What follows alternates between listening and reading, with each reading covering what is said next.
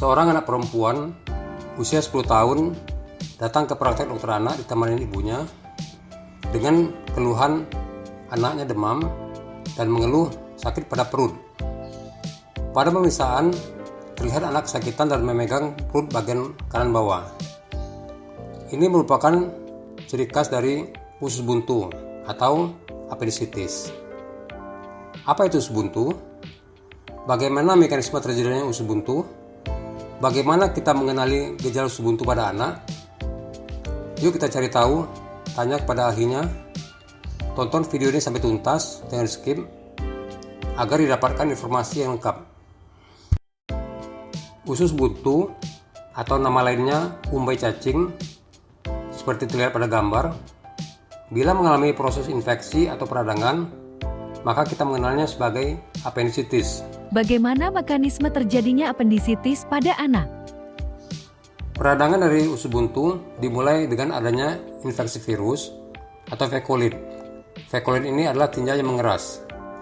Ini akan menyebabkan penebalan atau hiperplasi jaringan limfoid di usus buntu, sehingga terjadi sumbatan atau obstruksi rongga usus buntu. Ini akan mengakibatkan pergangan pada usus buntu dan selanjutnya akan menghambat aliran darah.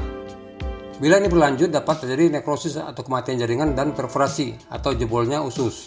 Apa saja gejala usus buntu pada anak? Gejala usus buntu pada anak berupa nyeri atau sakit perut yang sifatnya hilang timbul, berlokasi di sekitar pusar, dan diikuti dengan demam, muntah, dan diare. Selanjutnya nyeri akan berpindah ke perut bagian kanan bawah. Bila proses berlangsung dan terjadi perforasi atau jebolnya usus buntu, maka nyeri akan terasa di seluruh dinding perut yang kita kenal sebagai peritonitis. Pemeriksaan apa saja yang dibutuhkan pada anak dengan usus buntu? Pemeriksaan yang dilakukan berupa pemeriksaan darah untuk mencari bukti infeksi atau pemeriksaan ultrasonografi atau CT scan untuk melihat kondisi usus buntunya yang meradang. Apa rencana pengobatan pada anak dengan usus buntu? Pengobatan anak dengan usus buntu berupa pemberian antibiotik untuk membunuh kuman. Yang kedua, dilakukan operasi untuk memotong dan membuang usus meradang. Ada dua pendekatan operasi. Yang pertama, dengan cara terbuka. Dalam arti kata, kita membuat sayatan yang cukup lebar di dinding perut sehingga kita dapat mengidentifikasi usus yang meradang. Cara ini lebih mudah. Yang kedua, dengan minimal invasif, berupa membuat sayatan kecil di dinding perut. Cara ini dibantu dengan laparoskopi untuk mengidentifikasi usus meradang.